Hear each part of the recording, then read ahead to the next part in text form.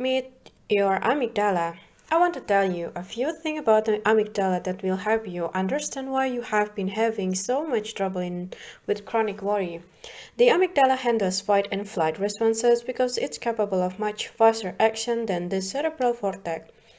It has direct connection to our eyes, much faster action than the and ears, getting information from the outside world before any other part of the brain. This rapid flow of information from the outside enables the amygdala to quickly answer the questions. Is it safe? The amygdala does not use language. It learns by association and that's how it remembers. So, if you had the first panic attack in an Italian restaurant, you might three you might thereafter have an anxious thoughts and feel uneasy whenever you see a checkered tablecloth, a smell of spaghetti sauce, and you might not know why. That's your amygdala at work. Try to keep you safe as it best knows how. Your cerebral cortex can observe that there is no danger, just antipasto and garlic bread. At the movies, it can observe there is no monster, just a movie about the monsters. Why does not the cerebral cortex tell the amygdala to stand down? Yeah, because the nervous connections between the amygdala and the cerebral cortex only allow for one-way communication. The amygdala can send signals to the cortex, but not the other way around. This is a good thing because the amygdala is responsible for making rapid responses to dangerous circumstances. When a bus runs a red light and heads your way as you cross the street, your amygdala takes charge and you find yourself darting out the way without consciously identifying the problem and thinking of a solution. Whatever you happen to be thinking when the bus lurch in your direction is gone, because your cortex has been effectively silent. You don't need thought with a runaway bus, you need the quick actions. We don't have time for all the conscious, deliberate thought of the cortex at that moment. Compared to the amygdala and the cortex is like a committee of old guys sitting around reminiscing, arguing, and using more words than necessary to describe bus trips they have taken.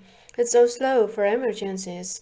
This is why you cannot calm down by telling yourself the worries are irrational. The amygdala is not listening. It doesn't have time for all the hammering of your cerebral cortex. It's too busy watching for signs of trouble and responding, trying to protect you the only way it knows how, goading you into action by making you anxious. Maybe you are thinking now that you would like to tell your amygdala a thing or two. You can't. It doesn't use language.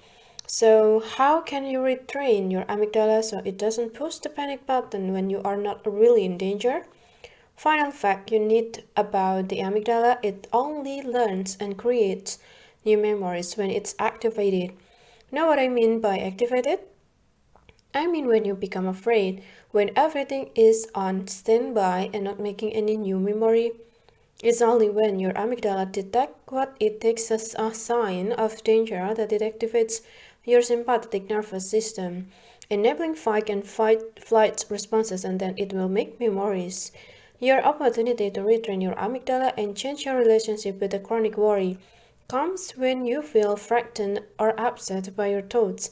If you had a dog phobia, you would retrain your amygdala by spending time with the dog, getting afraid, and hanging out with the dog long enough for the fear to subside. Then the amygdala would make some new observation about dogs. And as you repeatedly spend time with dogs, your chronic fear reaction will subside. You can't tell your amygdala that dogs are okay, but you can create the opportunity for it to discover that. And if you are a person with a chronic worry, the worrisome thoughts are your dogs. You can make progress the same way the person with a dog phobia makes progress, by working with your thoughts rather than against them. Getting through it misses the point. When people get more fear than they bargain for in a scary movie, they often employ a variety of techniques to get through it. They could leave the theater, some people do, but most want to stay if possible, usually because they come to the theater with a friend who wants to stay. So they do some things in an effort to hold the fear at bay while they remain in the theater. Maybe they distract themselves by retying their soul list or checking for text messages. Maybe they try some cognitive restructuring, reminding themselves it's only a movie Or they already knew that. Maybe they cover their ears or close their eyes, trying to take any less of the scary material. Maybe they grab onto the person next to them. The technique people use to get through a scary movie resembles the technique people often use with a chronic worry. The safety behavior you review in chapter 3 involving efforts such as distraction, changing or correcting your thoughts, and reducing the cues of information coming to your attention all work like this scary movie technique. It's important to see that this technique don't do much to relieve the worrying, rather they lock it in place because they require constant repetition and monitoring. Like plugging a leak with your finger, they establish an uneasy stalemate, like a two equally matched people competing in a tug of war. And while these natural responses to the movie may help you stay in the theater, they probably won't help you become less afraid of the movie itself. If you were to see the movie again, you will probably have anticipatory thoughts about how scary it was and will be motivated to use the same avoidant technique, closing eyes, distracting, and so on, you used the first time. Since you probably don't plan to see it again, that's not a problem. However, when you use the same kind of technique to respond to your worrisome thoughts, this is a big problem.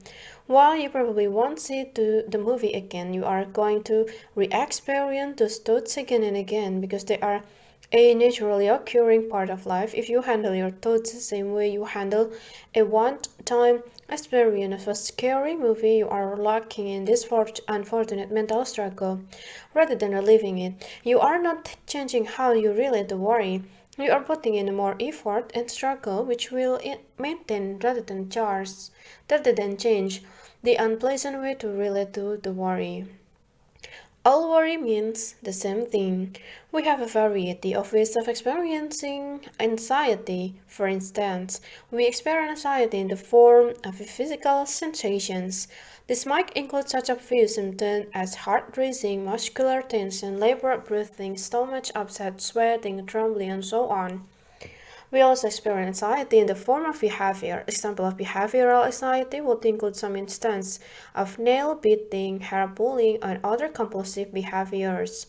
Also included will be various forms of avoidance and escape, such as shopping for groceries at odd hours or in a small store for fear of having to wait in a long line, driving on a local road rather than a highway even though it takes twice as long, taking a long trip by car rather than airplane, fear of flying, eating lunch at your desk rather than the cafeteria because you experience social anxiety and so on, foot tapping, leg jiggling, fidgeting, and shifting in one seat.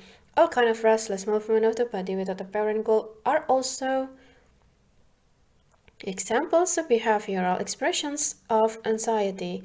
We also experience anxiety in the form of thoughts. These different types of symptoms all have the same essential meaning, I am nervous. Over time, we come to learn what our nervous symptoms mean. The first few times people experience the sensation of a nervous stomach, they are likely to think those symptoms mean illness, maybe even vomiting. However, as they gain experience with this symptom, people can come to recognize that the sensation are about being nervous, not ill. The physical symptom of a panic attack may fool a person over a longer period of time. It's not all uncommon for people experiencing panic attack to continue to believe for an extended period that the physical symptoms of a panic attack are warming of death or loss of control. However, as people make progress with a panic disorder, they come to recognize that these symptoms don't mean that at all. The symptoms simply mean they are feeling panically. How your thoughts are fooling you. Thoughts are trickier with physical sensation and behavior that they are signs of anxiety. People naturally learn to interpret the symptoms accurately. If you see a person in a meeting constantly jiggling his leg, how likely are you to think that this person really wants to play soccer or to kick you?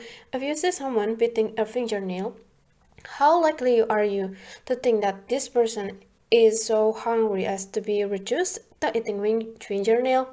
Probably not so likely. You will probably recognize that these symptoms have to be interpreted. It's overly simplistic to take the appearance of a symptom of its complete meaning, but with thoughts, especially our own thoughts, it's easy to get fooled into taking the apparent content of the thought as the precise meaning of the thoughts. No interpretation appears necessary. If I experience a thought such as what if I have a cancer in an anxious frame of mind, I may very well respond as thoughts. The thought about cancer is itself a sign of cancer, when in fact that the thought is simply an expression of nervousness which happened to be focused on the idea of cancer. In the same way, heart racing is a sign of nervousness that happens to be focused on the heart, and nail beating is a sign of nervousness that happened to be focused on the teeth and fingernail. Ultimately, the real meaning of the worrisome thought of chronic worry generally has little to do with the apparent content and subject matter of the thoughts. The real meaning of this worrisome thought is the same as the meaning of the heart racing. In some experiencing a panic attack, the sweating and dry mouth experienced by someone preparing to give a presentation, or the jiggling of a leg as someone waits idly for a meeting to start or an airplane to take off. What's that meaning? I'm nervous. Plain and simple, I'm nervous. Yeah, because the symptoms are expressed in the word or pictures, we tend to treat them differently than other symptoms. We have thoughts about thoughts. We have certain ideas about thoughts, what they mean, how we should respond to them. That often get in our way. Finding a solution to the problem of chronic worry is going to involve new ways of responding to it, not efforts to abolish it. Let's suppose that instead of simply wanting to get through a scary movie, a movie that you previously found very upsetting, you wanted to get to a point where you could watch it without feeling any strong emotion. I don't know why you would want that, but if that were your ambition, how could you get to the point where the movie didn't bother you so much? The answer won't involve anything like those steps that people take to get through a scary movie. Those steps maintain the fear by struggling to keep it at bay. That's okay with a scary movie. It's okay to get through a scary movie because it's a very small incidental part of your life, and one of you can leave behind when this show is over. However, worry can become a big part of life, and struggling to simply get through life itself is not a strategy, it's a tragedy. The answer that occurred to me is that the most reliable way to turn a scary movie off the fear, to make it kind, tedious, rather than fearsome, would be to watch that movie again and again. You could rent the DVD and view it over and over, not skipping the scary part, not turning off the scary sound, but rather immersing yourself in it again and again. You would need to have a strong motive to do this because you would feel unpleasantly afraid during the first several viewings. But do you have any doubt if you watch it this way often enough that it would gradually lose its ability to scare you? After all, this is what naturally happens even to people who aren't fans of scary movie. A new scary movie will come out and an aficionado will discover his new favorite scary movie. He will go to see that movie several times, and after a number of viewings, he no longer derives as much scary pleasure as he used to, and sooner or later the scary movie becomes his favorite, the old favorite becomes boring with repetition. That's what we want to do with the chronic worry. Make it more boring and less upsetting. How can you start doing that? The next two chapters will show you. Thinking it over. All too often, people take their chronic worry about unlikely events and exaggerated consequences to be a sign that there is something wrong with them. This leads them to blame and shame themselves as if they had some terrible self-inflicted flaw, and to struggle against the worry in ways that maintain rather than remove it. I hope this chapter has helped you see how worry is a natural part of life, the side effect of an ability that has helped the human species survive and flourish, and that chronic worry is the result of trying to suppress that which can and don't need to be suppressed. The more you can cultivate an accepting attitude toward the thoughts of chronic worry, the easier your task will be. That's a good way to do that. We will take that up in the next chapter, chapter 5, putting out fires with gasoline and the rule of opposites. The harder I try, the worse it gets. If I had a nickel for every time a client said that to me, I would not to make so many coin wrappers. Does this true? Did this thought ever occur to you? Does it describe the history of your effort to overcome chronic worry? It's devastating. You work so hard to rid yourself of these unwanted and unhelpful worries and get to no lasting benefit from your effort, it often seems to make this worse rather than better. In fact, you have been using methods like the ones described in chapter 3. You have been using methods which make things worse. You don't continue to have chronic worry despite your best effort. You continue to have chronic worry because of your best effort. It's the ultimate irony. Your effort to stop worrying are the main reason to continue worrying. Is it you or your methods? This might lead you to think there is something wrong with you and to blame yourself for all the worrying. You might think that you will always be burdened with this problem and feel different from all the normal people in your life who appears not to have any worries. There is a valuable truth hidden behind that blame and shame. If you are trying to achieve something and find that the harder you try, the worse it gets, you should take a very close look at the method you are trying. There is probably something about those methods that give you the unwanted result. It's more likely the method that's defective rather than you. You have gotten tricked into using a method that not only can't bring you the outcome you seek, but push it farther away.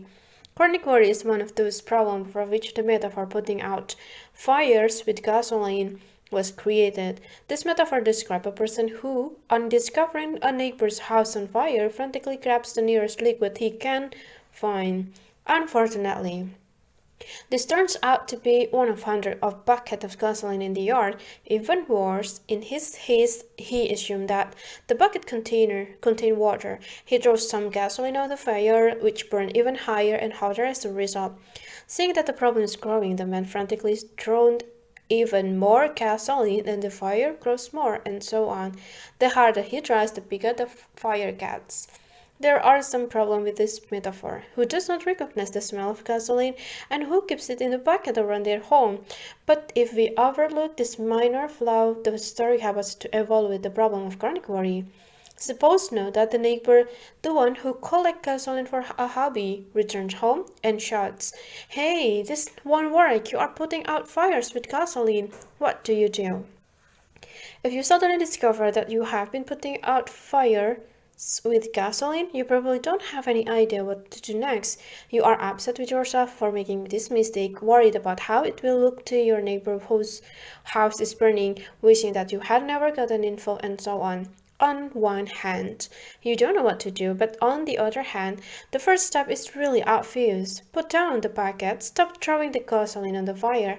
Almost anything will be better than throwing more gasoline on the fire. Standing there and doing nothing will be better.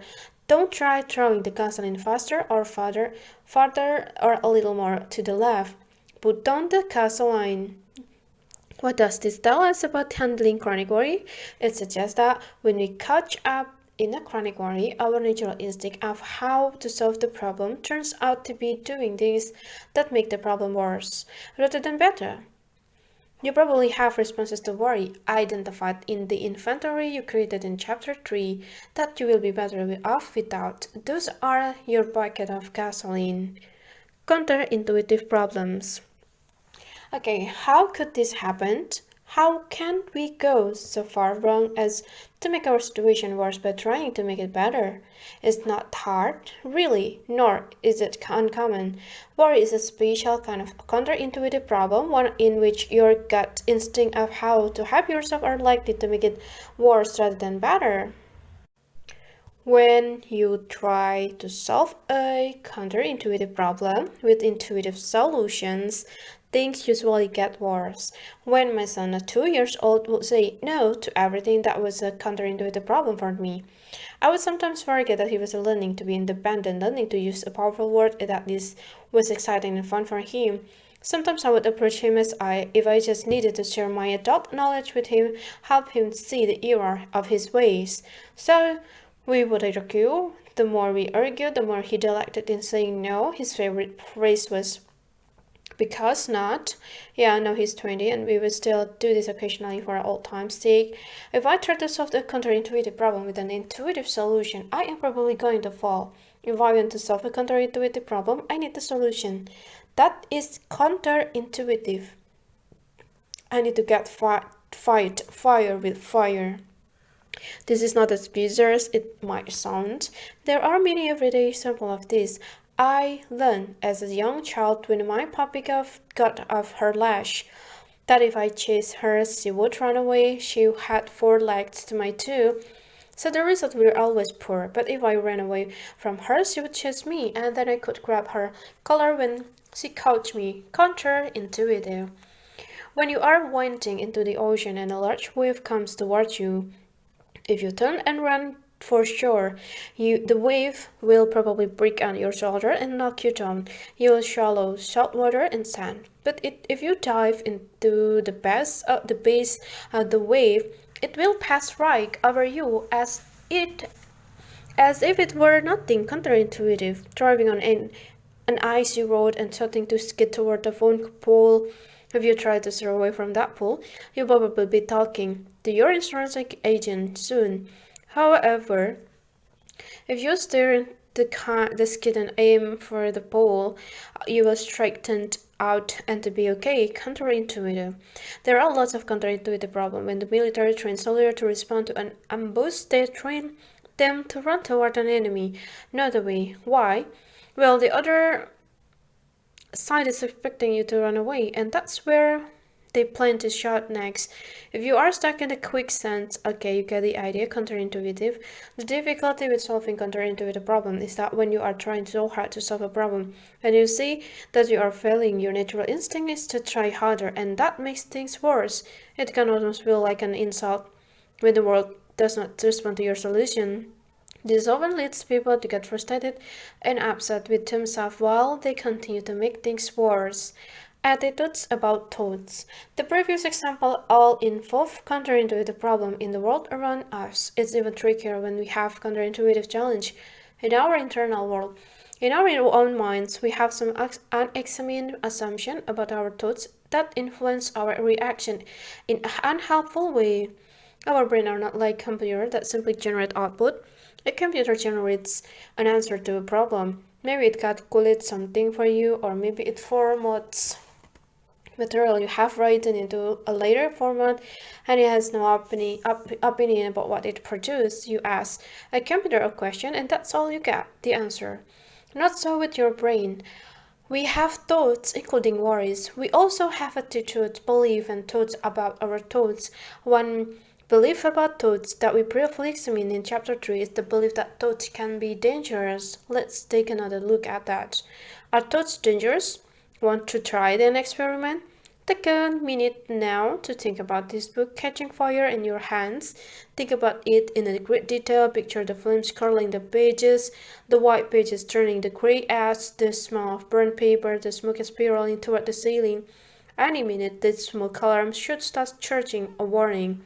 And yet here, you are still holding the unburned book in your hand, reading these words. It seems clear that thoughts are not dangerous. Only action can be dangerous. Why can't you just control your thoughts? Yeah, one important attitude that many people hold about their thoughts is that they ought to be in control of them. They think they should be able to have the thought they want and not have the thought they don't want. Do you think about it this way? People who hold this belief are often offended and irritated by the way their thoughts seem to defy them. Again and again, they review the evidence about the content of their worries and see that the fear events are not at all likely to occur. They tell themselves that there is nothing to worry about, then they go out about their business sooner or later. They find themselves having the same worrisome thoughts. Maybe they have even been watching for them. Then they get mad at themselves all over again, wondering why they keep having the same dumb thoughts, reprimanding themselves the same way you might reprimand a teenager who has once again left dirty dishes on the table instead of clearing them away. The truth is, we don't have pinpoint control of our thoughts, and there is always something to worry about, because we can worry about any possibility we can imagine. We don't need realistic danger to worry. Try this experiment.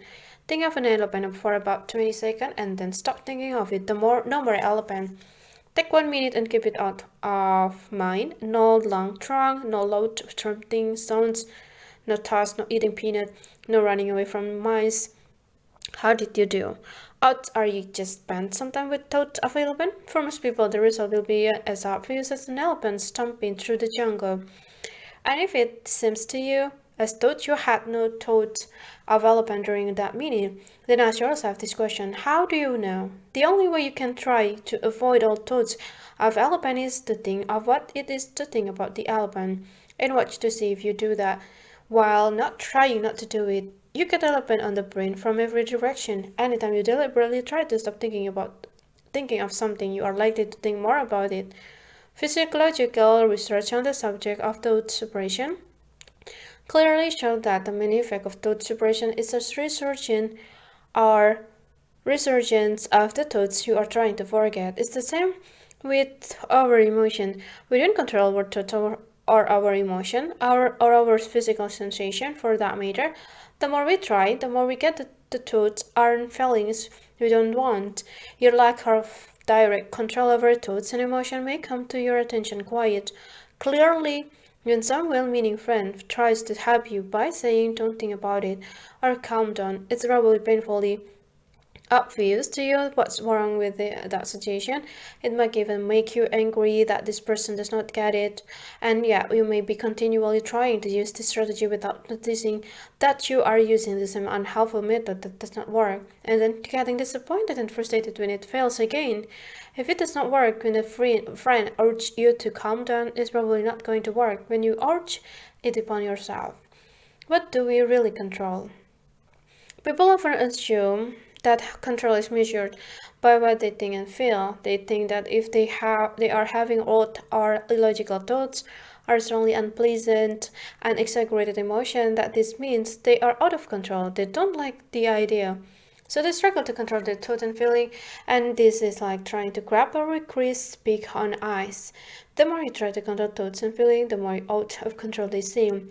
Control is about what we do, not what we think and feel. That's why our laws describe behavior that's expected and restricted.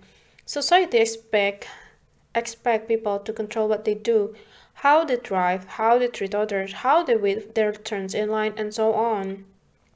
Our laws and social norms are not based on what people think and feel because nobody really controls those things. Control is about what you do, and yet it's part of human condition to assume that we can or should be able to control our thoughts and emotion. Certainly there are times when we want to. Our intuitive instinct with respect to worry is to stop thinking that, and it backfires because worry is a counterintuitive problem. You will be better off with the counterintuitive solution for this counterintuitive problem. Thinking is just what the brain does. Your brain is an organ, and like other organs, stomach, kidney, liver, it has tasks to accomplish. Your stomach digests food, your kidney remove waste product from the bloodstream and produce urine, and your brain, among other things, identify problem and generate solution. Actually, most of the work of our brains do. Maintaining balance, monitoring the work of other organs and glands, watching for emergency, and so on. Takes place without our awareness. The brain activity that gets our attention, the thinking, calculating, verbal work, is actually a very small portion of the brain's activity taking place in the cerebral cortex. An ancient proverb tells us, the mind is a wonderful servant, but a terrible master. The brain is a useful tool. We can direct our attention and thoughts not topic in order to design bridges, land a rocket on an asteroid, and calculate our taxes, left without enough to do. However, the brain is likely to cause mischief as it generates thoughts on its own. If you go too long without eating, your stomach will start to do disgusting without any food to digest, and you will feel abdominal discomfort, hear your stomach making bursting noises, and so on. It's trying to fulfill its purpose even when it does not have the necessary ingredient. It's the same with your brain. If your brain does not have a problem to solve, it will make some up and try to solve them. That's a chronic worry. Your brain making up problems and trying to solve them, and you taking those thoughts as seriously as you take the tax calculation. You have probably noticed that you experience more worry than when you are not so busy, and that when you are really busy with what activities or problems to solve, you don't seem to worry nearly as much. Maybe you have strategies keeping you busy as a way to cut back on your worrying. This is why worry is a leisure time activity. It expands or contracts to fill the time that's available because it's simply not as important as most of our other activities, it takes what's left over. Your brain is literally acting like a bored puppy, chewing on the carpet because it doesn't have enough things to do.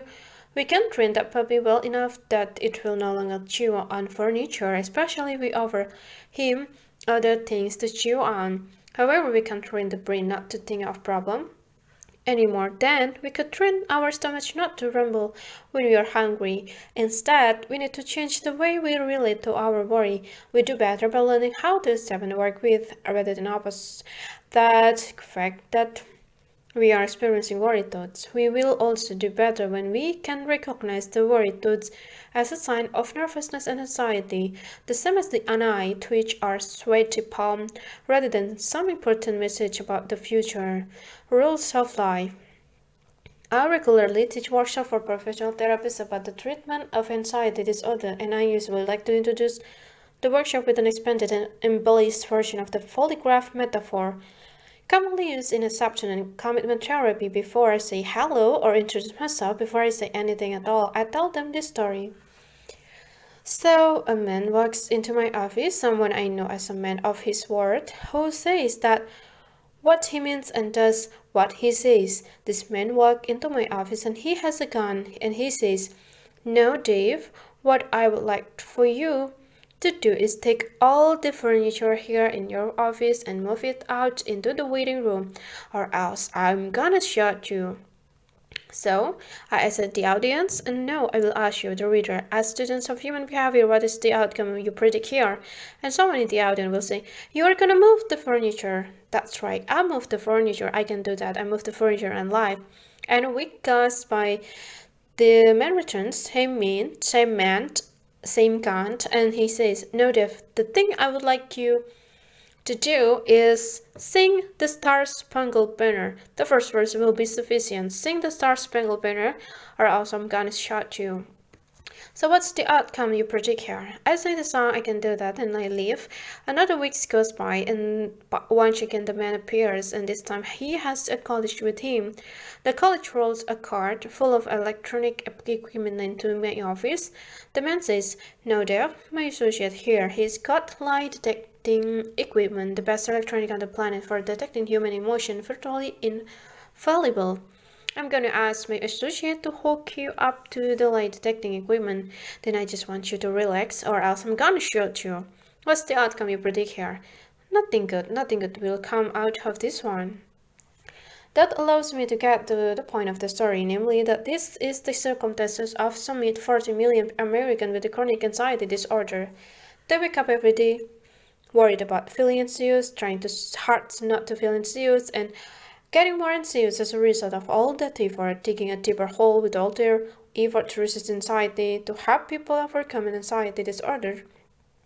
Therapists have to help people discover this aspect of the problem and learn to handle it differently.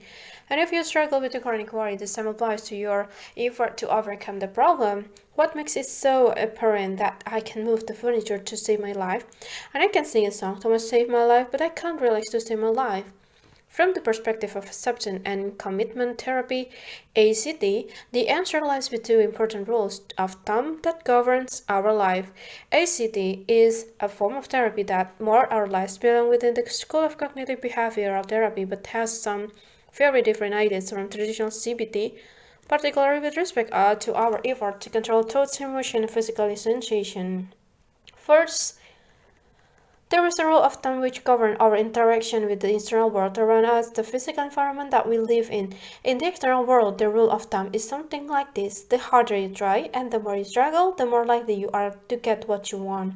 Nothing is guaranteed, but you can improve your odds on getting something you want by making every effort possible. That's the rule of thumb that governs our interaction with the external world. But that's not the only rule we live by. There is a second rule of thumb, one that pertains to our internal world of thoughts, emotion, and physical sensation. In this world, the rule is quite different. Here, the rule is something like this: the more you oppose your thoughts, emotion, and physical sensation, the more you will have of them. The rule that governs your internal world of thoughts, emotion, and physical sensation is the opposite of the rule that governs the external world. God help you if you didn't get the memo about the second rule and you try to manage your thoughts, emotion, and physical sensation the same way you handle the world around you. It will lead you to the use solutions that are bound to fail and bring you grief and frustration every time. If you are someone who struggles with chronic worry only to find that the peace and calm you see continues to elude you, then you are probably someone who will benefit by making more use of the second rule, our gut instinct. However, is usually to treat everything the same, oppose what we don't want wherever it is. Let's now consider a workaround for this instinct, the rules of opposites. The rules of opposites. This is an important rule of thumb which applies to a lot of anxiety symptoms. When we apply it to chronic worry, it means this. My gut instinct of how to respond to unwanted chronic worry is pretty much that wrong. I am usually better off doing the opposite of my gut instinct. How can this possibly be? Let's recall the worry trick from chapter 1. You experience doubt and treat it like a danger. The worry trick is a powerful influence. It will be very helpful for you to understand what gives it such a power. How can we protect against danger? What's good for danger? Three things. Fight, flight, and freeze. If it looks weaker than me, I will fight it. If it looks stronger than me, but slower, I will run away from it. And if it looks stronger and faster than me, I will freeze and hope it doesn't see it so well. And that's all we have for danger. Fight, flight, freeze method. All involve opposing the worry, struggling to stop worrying, getting mad at yourself because you worry, fighting to distract yourself or to stop thinking of it, repeatedly seeking reassurance from friends and the internet in an effort to stop worrying, thought stopping, reliance on drug and alcohol, superstitious rituals, and all other manner of fighting to calm down. Doubt, however, is not the danger, it's just discomfort, and what's good for discomfort? A million various, do not chill out and let it pass. Claire Wickes, an Australian physician whose book about anxiety are still useful and popular 50 years later, recommended that people float. Through their anxiety, people were often unclear about what she meant by float. I think she meant literally the opposite of swim. Make no effort, simply allow the environment to support you and go on with your business. For danger, we fight or run or freeze. For discomfort, we chill out and give it time to pass. What's good for danger is the opposite of what's good for discomfort. So, if you get tricked into treating worry as a danger, this naturally makes it worse. When you treat worry as a danger that must stop or avoided, you are fighting fire with gasoline. Your gut instinct is actually pretty much the opposite of what would happen. This is what gives the worry trick its power. It says if your compass is off by 180 degrees, showing north when it points south, if you have a compass that's off by 180 degrees, you can still find your way home as long as you remember that the compass points the wrong way and you need to go the opposite direction it suggests. Your gut instinct of how to handle worry has probably been to take its content to rules opposing it and seeking to avoid it. That's what we saw in chapter 3. When you take worry to be a sign of danger, you naturally treat it that way. We need something very different for discomfort and doubt of worry. This way would allow us to recognize the doubt and uncertainty that occur to us, and also allow for the way our brains may be over vigilant in managing future danger. It will allow us to distinguish between thoughts that occur in our brains, our internal world, and even that occur or do not in the external world. It would allow us to live more comfortably with the reality that we don't control our thoughts, and that our thoughts are not always our best guide to what is happening or will be happening in our external world. The rule of opposites can be a powerful guide in the search for a more adaptive way to respond to worry.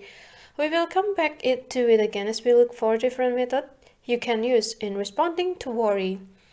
Thinking it over. In this chapter, we review the nature of worry and found it to be a counterintuitive problem, one best served by a counterintuitive response. This aspect of worry is firmly embedded in the rule of opposite, which suggests that the person's gut instinct of how to handle worry is usually wrong, and that we are better off doing the opposite of that instinct when it comes to handling worry. This rule will be an important guide as we consider different ways to work with the worry. Chapter 6. The mad leaps of anxiety. Catch the worries before they catch you. If you experience chronic worry and struggle to get handle on it, here is one aspect of it you can turn your advantage. Almost all your worries, and I really mean all, Like 99.9% of your worries will announce themselves when they enter your mind. It's as if the worry fairy were waving a big flag to make sure you know it's arrived. Chronic worries almost always start with the two particular words. The most overworked words in the vocabulary are a warrior. You probably know this. What are these two words? Think back to the last couple of times you struggled with a worrisome thought. What were the first few words of that thought? What are a warrior's two most overused words?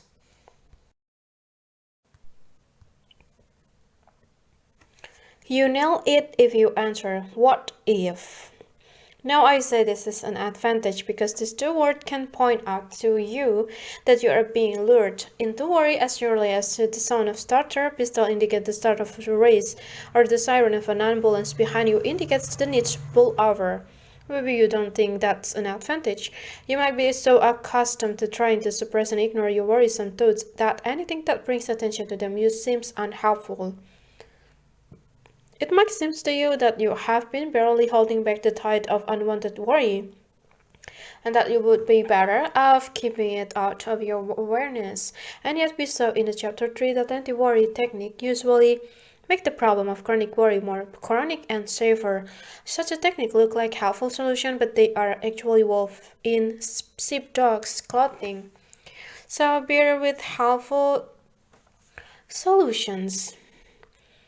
So bear with me. Suspend any disbelief on this point, at least until you have discussed this as chapter. The what if words are a useful signal. However, if you are like most chronic worries, you probably don't often notice them. And you may well underestimate how often this phrase appears in your thoughts and conversation. The what if probably sneaks around your attention the same way a pickpocket does. You are more likely to notice and react to the phrase that comes after that what if. That's where all the upset of chronic worry comes from. What if is the bait that gets you to bite into something that will give you a real belaiche. You can't change your relationship with worry if it catches you unaware, so it will probably be real helpful for you to get better at noticing the what if words and taking it in their meaning. That will set the stage for you to stop training yourself to respond differently to the worry and developing a new way of relating to it. If this sounds like the opposite of what you have been trying, well, this is why we have the rule of opposite. Let's start with the work by diagramming the typical worry sentence. It's no longer part of the standard grade school curriculum, but when I attended grade school, we learned grammar by diagramming sentences. We will do something similar here. Diagram the worry sentence. Here is the actual structure of the overwhelming majority of chronic worries. It's composed of two clauses. What if? Insert catastrophe here. We start with the what if clause. It's followed by the catastrophe clause. Let's consider the what if clause for a moment. What does the what if clause mean here? What are we trying to convey when we say what if? What meaning does it add to the sentence? You might not be sure of what I'm getting at here, so let me explain. Thinking about when we are likely to get into what if thinking. If a dog comes up and bites me, how likely I am to say or think? What if a dog bites me? Not very likely, right? I'm just gonna say ouch. If a dog comes up to me and growls for on ends, showing teeth in every way, looking like a dog about to attack, how likely I am to be thinking, what if this dog bites me? Still not very likely, right? I'm much more likely to be looking around for the dog's owner or a stick I can use to defend myself, a fence I can hop, or a tree I can climb. I'm going to be focused on protecting myself any way I can. So when do I say or think, what if a dog bites me? What do you think? I think the answer is, when I am neither being bitten nor about to be bitten. I don't say it when the dog has his teeth on my leg. I don't say it when the dog is in front of me, preparing to attack. I'm too busy protecting myself to be thinking much of anything. I say or think, what if a dog bites me? When I'm not being threatened by a dog, I say it or think it when my cerebral cortex has center stage and my amygdala is on standby in the background. For instance, if I had a dog phobia, I might have this thought just as I was ready to leave the house. ready to walk a few blocks to catch my train. However, if a dog actually charges me while I'm walking to the train, my amygdala will take charge, silence the blubbing of my cortex and fill me with the energy and the urgency I need to protect myself. That conversation with the coming day of the old guys will have to wait until I am no longer threatened by the dog. Dog attacks do not cause worrying, the cause of self-protection. So what mean does the what if clause add to our sentence? It means let's pretend. Does that work for you? Does that describe the meaning of what if that appears in your worries? Here is something that's not happening in the external world now, and let's pretend it is. It's actually more specific than that. When is the last time you found yourself thinking, what if I wake up tomorrow feeling real good, happy with myself and my place in the world, love in my heart for everyone, knowing that those feelings will last for the rest of my life? Not so recently, right? In fact, probably never. People generally don't what if about good stuff. It's all about negative, terrible, dreadful things that could possibly happen in the future. So what it really means, let's pretend to be something bad. Maybe thought you are thinking it really means this could happen, or it's possibly that. You might think that this could be an important signal about some bad thing that is possible. If this is the case, I have another question for you. What would be some things that are clearly irrefutably impossible? Take your time, but I don't think you will come up with much. There is really nothing that seems impossible if you think about it long enough. That's one of the difference between your internal world and the external world. In the external world, there are rules that govern reality. In our minds, there are no rules. We can imagine anything, no matter how improbable or impossible, and be unable to prove that it's impossible. This does not give you much guidance to live by. And our what if thoughts do not cover all the things that seems possible, just the really bad ones. This is how my wife and I ended up so concerned with my son's jaundice, as I explained in the chapter 1. What goes in the catastrophe clause? Whatever you happen to be most worried about that day, week, month, or year, it's a fill in the blank choice. And if you are presently most worried about your job or your health or your spouse or your furnace, that's what's going to show up there. So here's what you have. Let's pretend some catastrophe. The what if part of chronic worry is all about pretending. When chronic worry tricks you into pretending something is true, it doesn't matter how important or unimportant that pretend content is. Pretending is like multiplying by 0. It doesn't matter how big is the number when you multiply by 0. You still end up with nothing. Worrying about what if is like a game.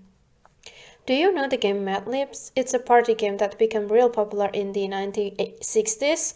It was a book full of a very short story that had words missing. You would get a bunch of your friends together and then you would ask them to give you the words you needed to complete the story without letting them to see the story. You would tell them, give me an verb, a color, a number, a proper noun, and so on. You would write these words in where they were needed, and then you would read the completed story to your friends. Then they would laugh, especially if you had served plenty of beer beforehand. This is what we did for fun before the internet. So this what if sentence, this statement of chronic worry, this is the Mad Libs of anxiety. It's just as arbitrary as random as that. You can fill in a catastrophe here, any catastrophe. It doesn't matter what you pick, you have your usual choices, your favorite worries, but they all fit. They all fit because you have let's pretend in front. The problem is, after a while you forget that you are pretending. If you are like most people with the chronic worry, over time you get used to these thoughts that you stop noticing the pretend part. You probably don't even notice the what if clause. After a while, the only part of the thought you consciously notice is the inflammatory and exaggerated catastrophe clause. When you don't notice the what if clause, you get a steady drumbeat of ideas in your mind that suggest disaster. You don't notice the part that tells you it's pretend. No wonder people can get so anxious and depressed and respond to worry. It's like a cable TV channel devoted exclusively to bad news, beamed directly into your mind. When you don't notice the what if clause, this drumbeat of ideas sounds like this. What if I get cancer? What if my spouse leave me? What if I freak out during my presentation? What if I get so nervous they think I am a terrorist, I'm an idiot? What if I lose my mind at the restaurant over lunch? What if I failed my presentation? And so on.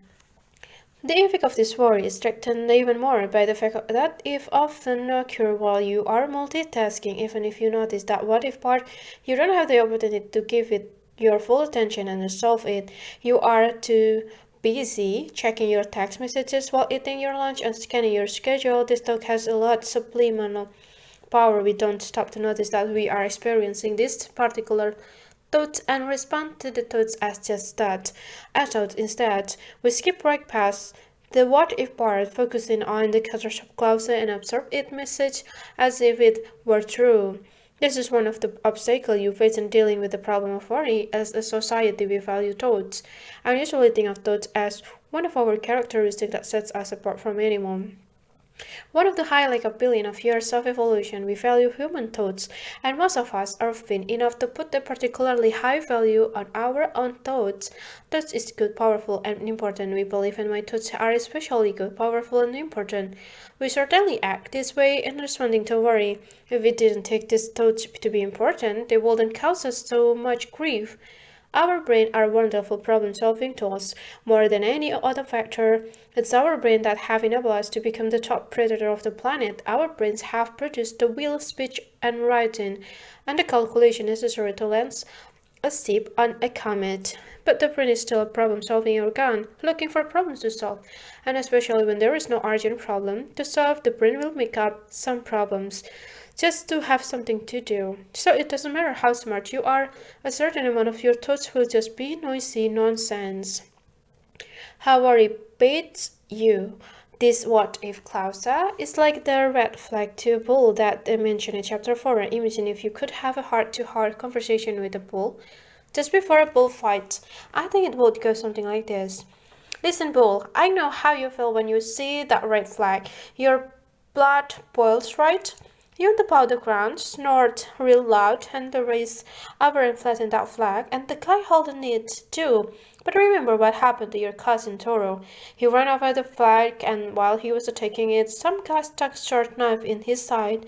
Then another guy waved it again. And when Toro ran at him, the guy stabbed him in the neck with a sword. It was a tree. They bet you with that red leg, man. So the best thing for you to do when they start waving that things at you is to remember that it's a tree. Lie down and eat some daisies. Don't take that bait. Don't get shocker. It would be real hard to train a bull to do that, but you can train yourself to take a bite of the watch if bait. Notice the what if and respond differently. You can train yourself to remember that it is, in fact, a bunch of bull. The first step is to get better at consciously noticing that what if clause. This is the part of that says let's pretend something bad. And when you don't notice the clause, it's easy to lose sight of pretending. Generally, the catastrophe clause that follows seems so upsetting and ominous that it's easy to forget about the what if part, especially when you barely noticed it to begin with. So here's a way to become more aware of the what if clause. Count your worries. Get yourself some bottle of Tic Tacs of any kind of mint that comes in fixed quantities. Tic Tacs, for instance, come in a bottle of 60 or 100. But any kind of mint or candy and that comes in a fixed number per bottle will do. Keep it with you at all the times in your pocket, purse, or briefcase. Get into this habit whenever you notice a what if thought. Take out your bottle of Tic Tac, take one out. You can eat it or you can flick it into the street or toss it in the garbage. Whatever you do with it is fine. Just remove one from the bottle and close the bottle. You can use this as a way to track and count the number of times you experience a what if thought during a week. If you prefer, you could use some other method like a clicker. I like the tic-tac-toe because they are more likely to interrupt you in your mental business as usual. And if you feel self-conscious about doing this kind of self-monitoring, no one will notice a thing, just a person eating a mint. Practice makes permanent. Do this for a couple of weeks and you will make a pretty permanent change in your ability to notice the what-if thoughts. They will no longer be subliminal, slipping into your mind unnoticed. In the way a pickpocket gets your wallet without drawing your attention. Now you will become more and more aware of the habit, and it will start to lose some of its power to fool you. Most people quickly come to recognize how subtle these what if words are. Occasionally, I meet someone who discovered the use of variation of on this phrase, such as suppose is not is possible, or other words that contain the same invitation to imagine bad stuff happening in the future. If you discovered that your worry beat comes in a slightly different wording, you can use tic-tac to observe the wording as well. One more thing before you start. As you start using the tic-tac, you might be displeased when you notice how many times you catch yourself in the act of what if-fying. You might feel overwhelmed when you realize how often this thought occurs to you. You might feel initially that you would have much preferred that I had not ever brought it to your attention. Don't be fooled. This is the good news. When you notice all this, what if, even though you may initially feel dismay and discouraged, it's the good news because you have been having all those thoughts for some time, long before you started this book. All that's different now is that you're noticing them. That's the good news because noticing them is a new skill that will help you keep track of your counts, and for a couple of weeks to have you really get into this habit of passively observing what if. How does the strategy of becoming more consciously aware of these what if thoughts compare to what you usually do? I'm thinking that is probably the opposite of what you usually do. That might seem odd and uncomfortable to you. However, it's actually a good sign that your effort to change your relationship with chronic worry are on the right track. Remember the rules of opposites?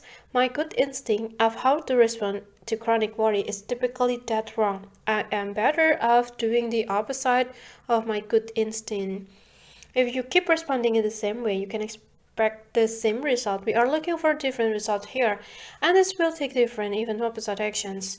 We can see the rules opposite in action when we consider that many people are try very hard to distract themselves from their worrisome thoughts.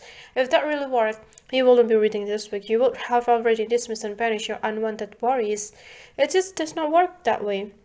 It works the opposite. The more you try to eject a thought from your mind, the more they keep coming back, like unwanted drunks at a party. That doesn't mean the effort to distract yourself is worthless. However, it can point to some useful information. Consider these questions. When you are motivated to distract yourself from a problem, what does it tell you about that problem? Think about that for a minute. What kind of problem do we usually want to distract ourselves from? Imagine that you were standing in the line at a bank when a robbery broke out and your heart guns shot. How likely would you be to take out your checkbook and balance sheet in order to distract yourself from the unpleasant gunplay? Probably not very likely. You would be busy diving into the floor or looking for some cover or an exit. You will be trying to protect yourself, not distract yourself. When you are being motivated to distract ourselves from unpleasant and worrisome thoughts, when we are not facing a clear and present danger, when the chips are not down, when the babbling of our cerebral cortex rather than the self-defense of our amygdala is the center stage. So when you notice that you feel the urge to distract yourself, this can be a powerful reminder of what the game is. The chips are not down, you are not in the danger, and that's why you are motivated to distract. If you actually were under the gun, you wouldn't even think of distraction. The why questions. The what if question is the pickpocket to steal your peace of mind, and it isn't so sneakily that you don't notice that what's actually happening. Most pickpockets have an accomplice, someone who draws the attention of potential victim away from the pickpocket by clumsily bumping into people, or even shouting out, "Watch out for a pickpocket" on a crowded train. When people get bumped or hear a warning about pickpocket, they tend to check their wallets, which tell the pickpocket where they are. Pickpocket understand the rule of opposites. The why questions is the pickpocket accomplice. When you are having the thought that you should be controlling your brain and find that once again your brain is producing all kind of unreasonable and unwanted worrisome thoughts. When you are having the thought that you should be controlling your brain and find that once again your brain is producing all kind of unreasonable and unwanted worrisome thoughts, you are likely to respond with why questions such as why do I keep worrying so much? People usually experience the why question as a kind of rhetorical question. They don't really expect an answer. It's more of a protest, of finger point questions, and an angry demand that some higher authority correct this injustice. is not a question so much as a complaint. Unfortunately, it's a complaint expressed in its absence of a complaint department. These questions lead to people to feel weaker and more pessimistic about their future because it suggests that the solutions to the problem require someone else, maybe even God, to do something. Meanwhile, they have to wait and worry. When they are catch up and worry, getting into the why questions amount to taking the bait. The why questions is usually some from the resistant to the worry rather than an actual inquiry, and resistant to worry inevitably fans the flames of worry rather than extinguishing them.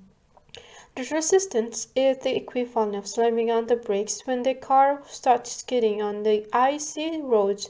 That's the last thing I need. Resistance is intuitive, it's also counterproductive. What we really need is a response that the counterintuitive and productive. People often think that the why questions is the key issue. Why do I have these thoughts? Why me? Why here? Why now? Better questions. The truth is, why is the least useful question there is about worry? This question is just another way of being anxious.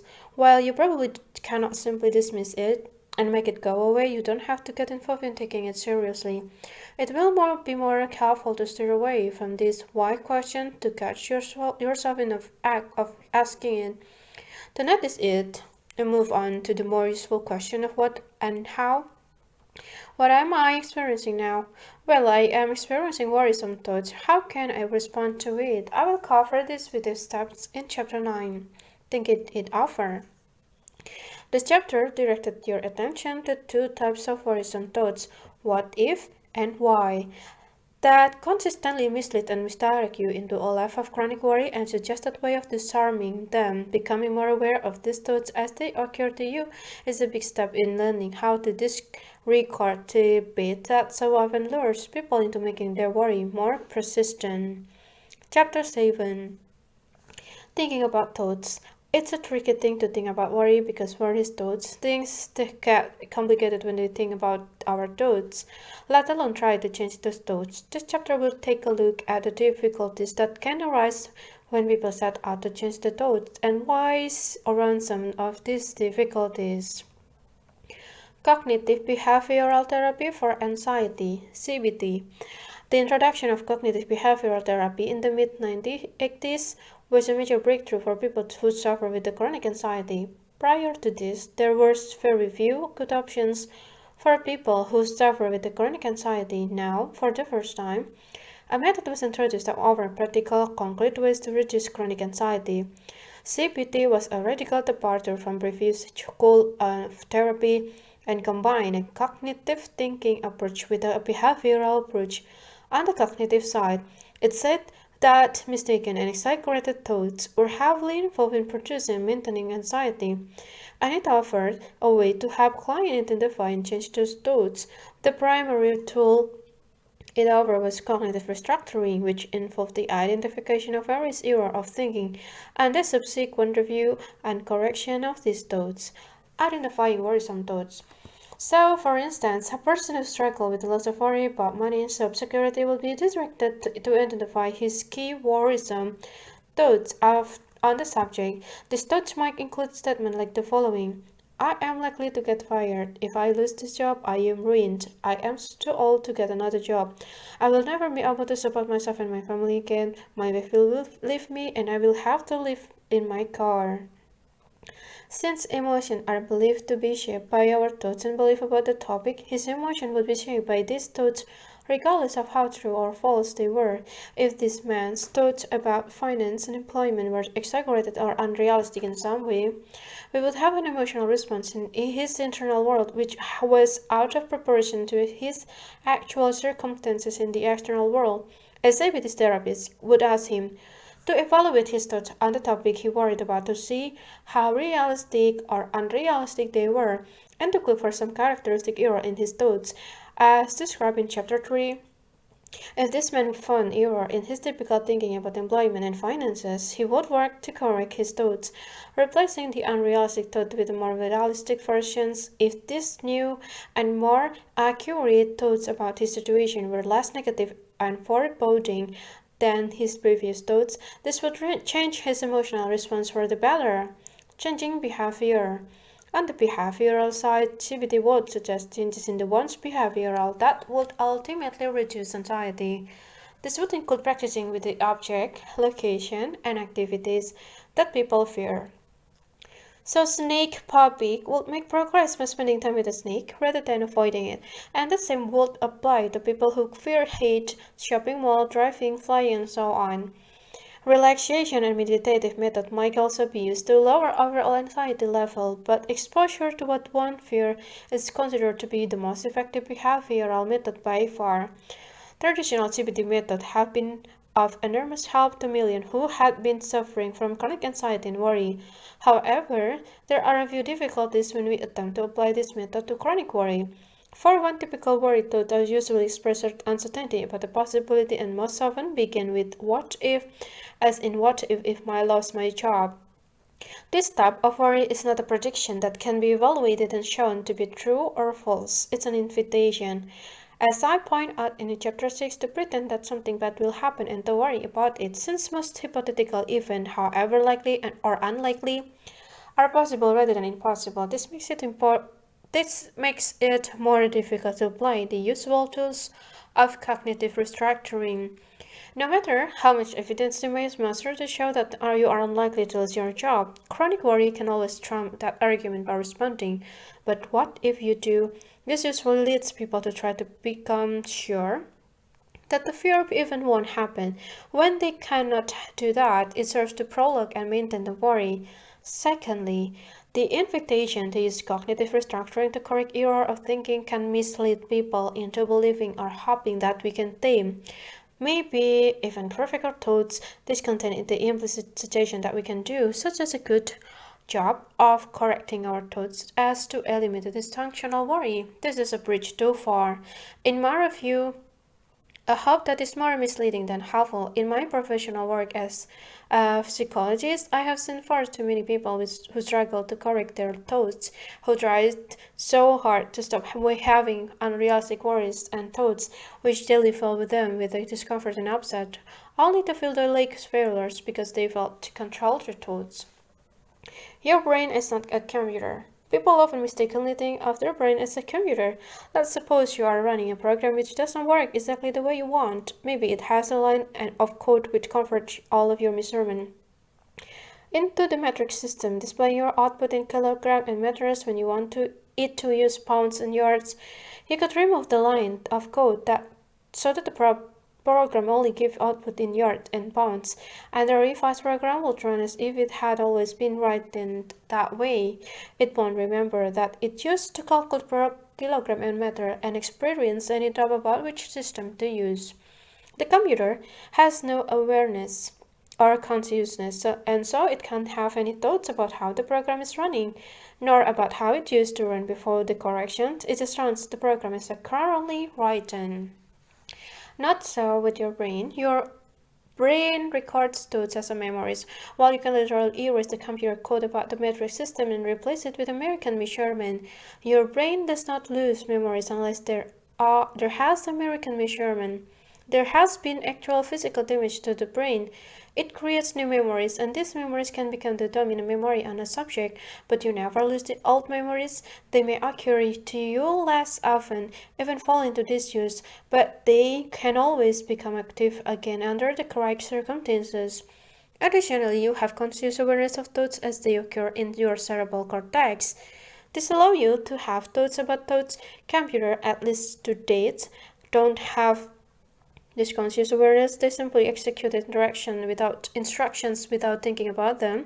Having thought about thoughts is what opens the door to worrying and not agreeing with yourself. Having thoughts about thoughts is what makes it so difficult to remove an error of thinking from your thoughts. Your effort to remove the thought will inevitably remind you of how thoughts you don't want to have. This is often typified as in a classic paradoxical interaction. Don't think of the white bear. Paradoxical therapy for anxiety and worry. A different school of physical therapy which appeared about the same time as CBT was paradoxically therapy.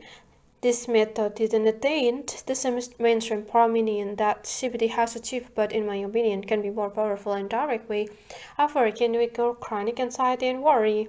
Paradoxical therapy takes a different approach to the problem of correcting your thoughts. It leaves to talk alone and requires action instead, and requires actions in a paradoxical way, a request that is difficult to fully accept or reject.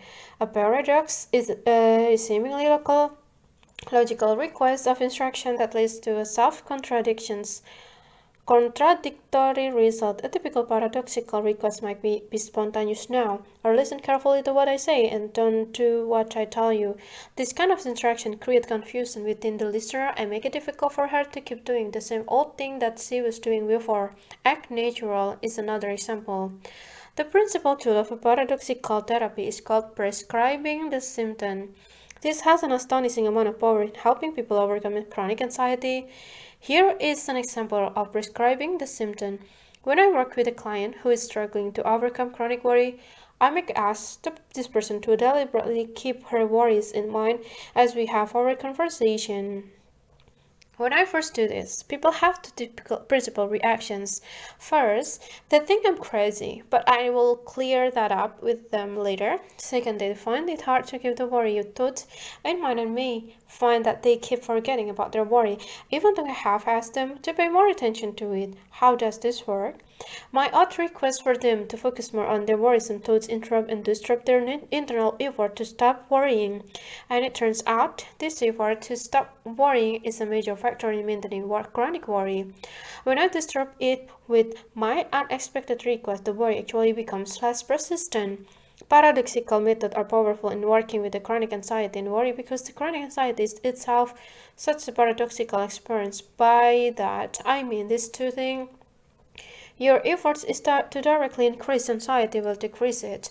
Your efforts to directly reduce anxiety will increase it.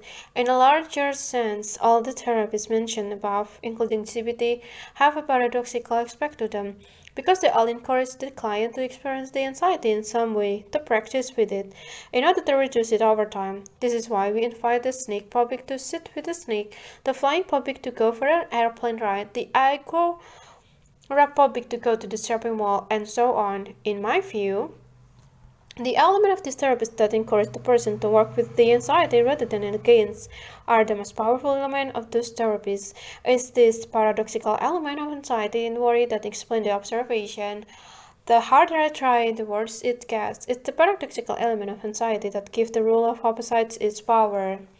CBT has been the treatment of choice for anxiety for the past 30 years as its strengths and weaknesses have become more apparent. Now, new ideas and models of how to work with anxious thoughts have appeared, including acceptance and commitment therapy, cognitive therapy, dialectical behavior therapy, and narrative therapy, and among others.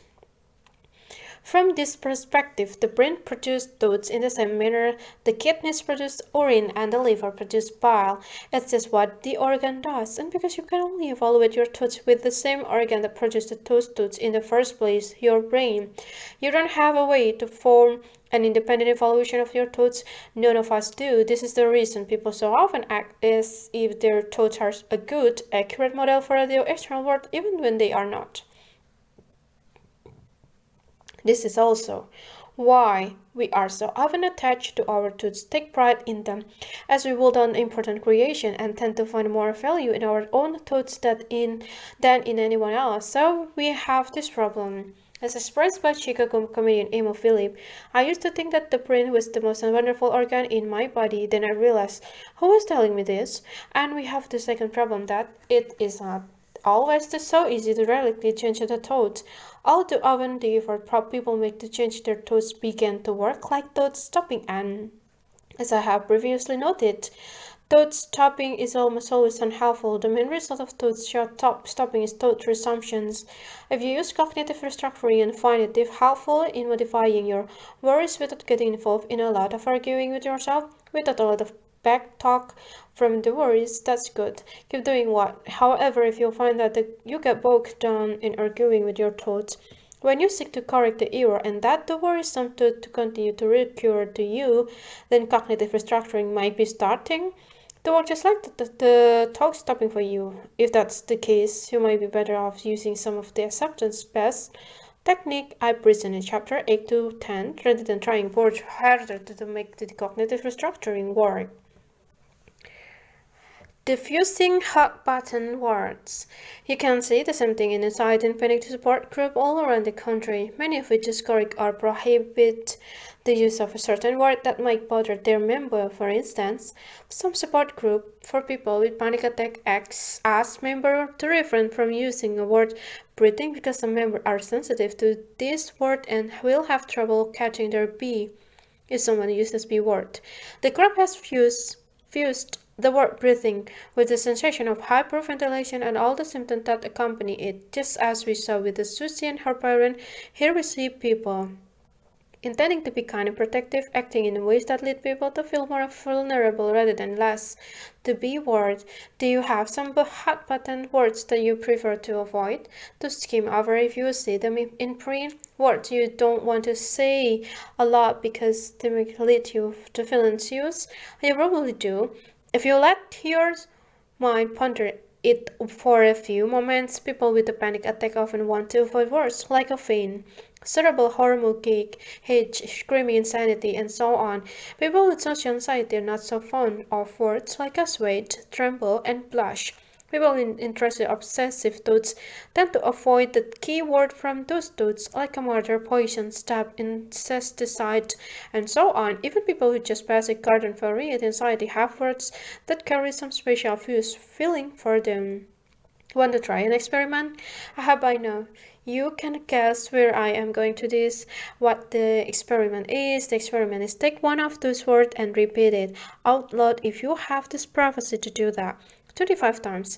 If you want to see this what the word cat, the world will probably start to lose its glow. By the way, if you did guess what the experiment will be or something close, that's great. You are getting used to using the rule of opposite.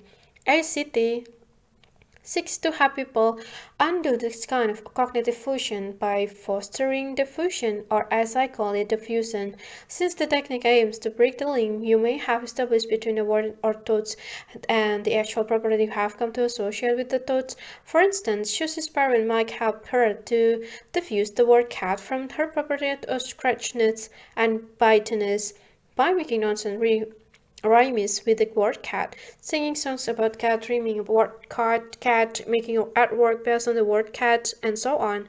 Panic support groups could help their members diffuse the word breathing by similarly engaging in playful exercises that use and overuse the word. Diffusion can be a powerful method by which you can reduce the misery you have come to feel in response to chronic worry. Misery often accompanies, for instance, disease, especially when it's a serious disease. However, people who struggle with chronic worry about disease can experience the same misery they associate with disease even when they are healthy just from having thoughts about disease. That's why they tend to avoid watching medical shows on TV. They are trying to avoid anything that might remind them of disease. All that is necessary is to fuse the thoughts of disease with the misery of actual being ill. Diffusion is a method by which you can greatly reduce the amount of misery you experience in response to your unwanted thoughts. God grant me the serenity to accept the things I cannot change, the courage to change the things I can, and the wisdom to know the difference. When I received some ACT training, one of the general principles I took away was that it's probably more useful to have people examine how their thoughts influence their behavior than it is to spend time challenging the accuracy of the thoughts. Yeah. This represents perhaps the sharpest contrast between a traditional CBT or cognitive restructuring approach to the touch and an ACT approach, ACT approach. Let's consider the example of a client who struggles with the thought of being coward. ACT therapy would probably ask the client to define what he means by coward and then compare the client's behavior to that definition, taking note of when the client acted like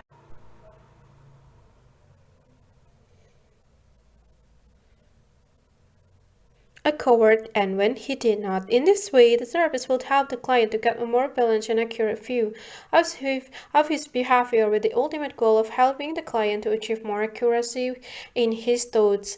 An ascetic therapist, on the other hand, is not going to get involved in looking at the accuracy or lack thereof of that thought about being a coward at all. An ascetic therapist is more likely to ask questions like this. The thought you have about being a coward, is it getting in the way of you doing anything that's important to you? In other words, an ACT therapist will help you look at your thoughts in terms of how they will influence your behavior rather than how accurate or inaccurate they may be. The implicit goal is to help you to behave in the external world more in keeping with your own hopes and aspiration for your life rather than being limited by whatever thoughts happen to crop up in your internal world. Twist entrance: how thoughts can affect behavior. I happened to be working with a client who was continually worrying about his retirement plan around the time I was first learning about ACT. This man was not close to retirement, nor did he have any financial problem. In fact, he was relatively well off, but he was obsessively preoccupied with these worrisome thoughts. What if my retirement plan turns out to be insufficient by the time I retire? This worrisome thought and his ongoing effort to rid himself of his thoughts were his near constant companion, and he used all the anti-worry responses we look at in chapter 3 with a little benefit. He and I were cognitive restructuring really hard. We look at his thoughts about how terrible retirement might be if he had less money than anticipated. We review the option he would have then to cut back his expenses and consider how those lifestyle changes might affect his mood and thoughts. We consider cutback he could make in his current spending pattern in order to give him a high probability of a solid retirement income, and how he would think and feel about that set of changes. We review his thought about working part-time in retirement. Should he feel that necessary, and the possibility of his spouse playing a large role in money making. He found neither comfort nor deduction in worry from this effort. I suggested the potential benefit of getting an expert review of his plan from a financial planner, only to learn that he had already done this several times. The problem he experienced with his attempted solution was that when you consult a financial planner, they typically want you to sign a document acknowledging that the forecasts are built on a certain assumption which might not turn out to be accurate, and promising you won't be sure them for that. Not accurate, he said.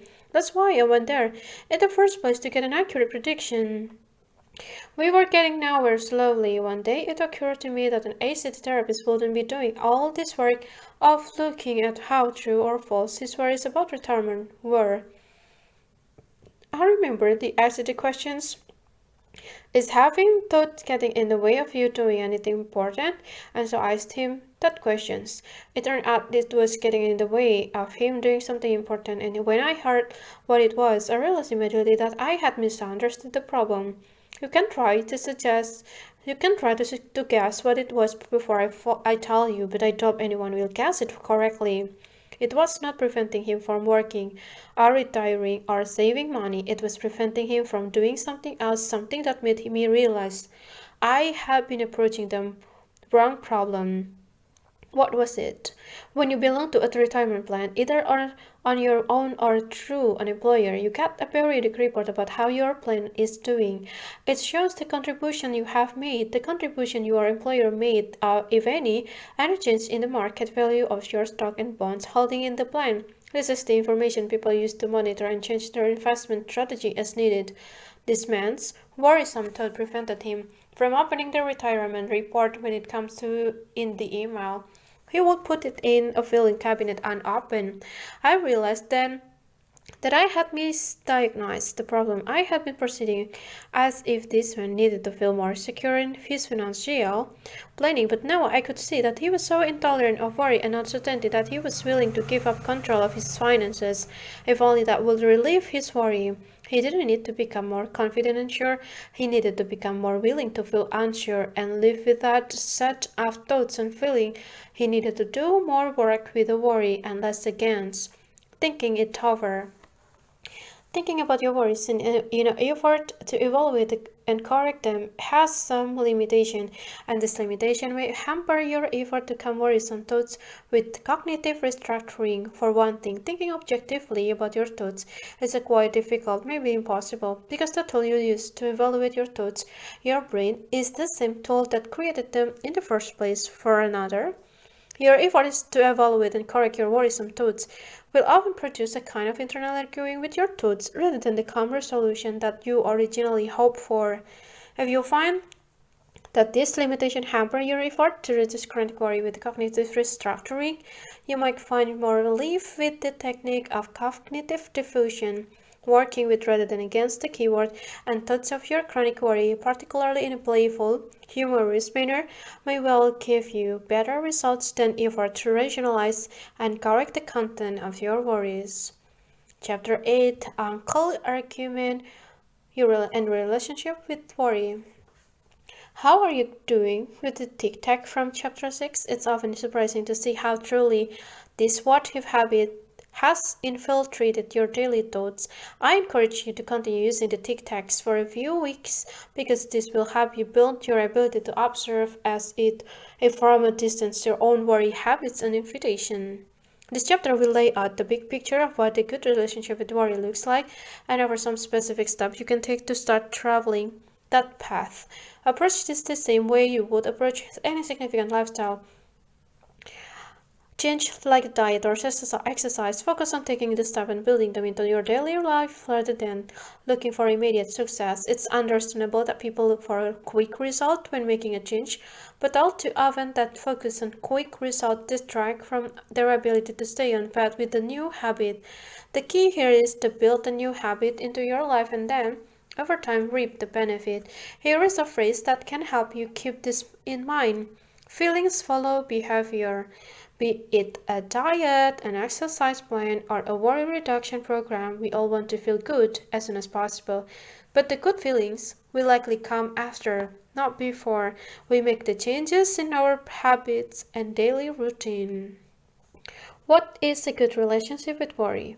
Let's suppose you are going to a family event, maybe it's a wedding, a graduation party, a bar mitzvah, or a 50th anniversary party. You are looking forward to it and want to enjoy it. Unfortunately, you misplaced the invitation for a while. You were the last person to send in your RSVP, and so they seated you next to Uncle Argument at the banquet table. Uncle Argument is actually an okay person, but he really likes to argue. That's pretty much his entire conversational style. If you are a Democrat, he is a Republican. If you think American football is the greatest sport, he picks soccer. If you think breakfast is the most important meal, he says that it's a dinner, and so on. The man just loves to argue. He's not really mean. He just loves arguing, and you will be seated next to him at the dinner. You don't want to argue. You want to sit and eat. You want to enjoy the meal. You want to have some pleasant conversation if possible, but you absolutely don't want to argue. Arguing gave you a stomachache. What can you do? It's hard to avoid arguing. You can move to another table because there are not any empty seats. You cannot change seats with anybody because nobody wants to sit to the uncle argument, so you have to sit next to him unless you skip the meal. You don't want to do that because that's usually the part you enjoy the most, and going without food give you a stomachache as well. How can you sit next to the uncle argument for the entire meal without arguing? What would your options be?